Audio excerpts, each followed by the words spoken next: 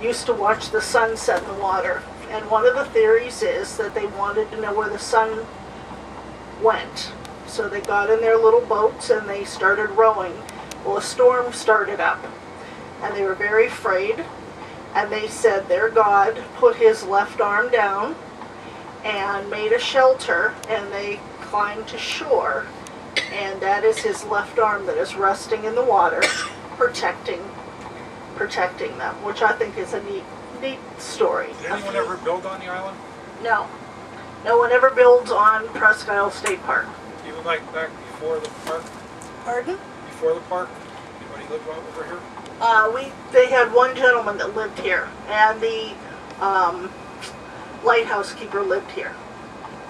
This right here is our one of our ponds. If you look about 2 o'clock again, you will see where a beaver dam is. And they've been building it every year, and they just let it go because it doesn't hurt anything. This is a ranger station. You have any problems while you're on this park, the rangers are there within minutes. There was a gentleman that lived on this park, and his name was Joe Roots. He was just a straggler. He just showed up one day, and he lived here for many years. He was like a Yogi Bear. You'd have a park, and you'd have a picnic, and he'd come out and join you. And he was eccentric, and he would tilt his head if you asked him a question and he didn't know the answer. He would tilt his head and listen to little people that only he could see, the Wobenones, and he'd get the answer and tell you. Well, I'm going to pause right there because I want to point something out. If you look to the left, these are settling ponds, and this is where they would get the water, settle it, so it could be, there's a trench under here that goes all across to the mainland, and that's where a lot of the water used to come from the settling ponds.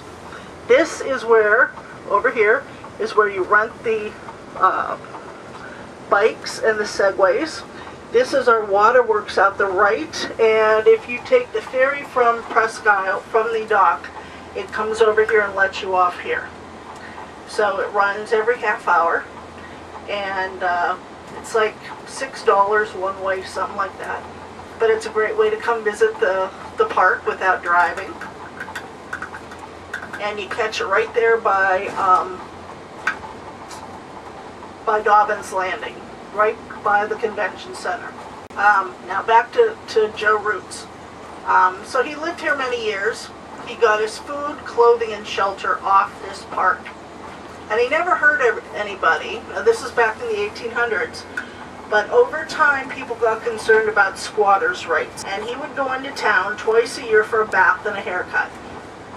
And as, you know, he'd either walk across the bay, hitch a ride, because there were no roads here, you know, and he would hitch a ride with somebody. Well, one of these times he took a ride into town with somebody, and they told him they'd bring him back. And instead of bringing him back to the park, they took him to a local mental hospital, had him put in there, and he lived about 5 years.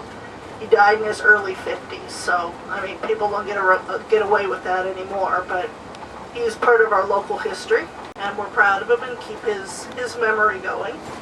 You'll see a lot of the surreys being utilized here. The speed limit around the park is 25, and they do enforce it, and the rangers have given my husband many tickets because he's always in a hurry. So don't be surprised if you'll see flashing lights and somebody pulled off to the side to get a ticket. They take the health and safety very seriously here. They take this park apart an acre at a time every year. They use up-and-coming biologists that are in school, and they take an acre at a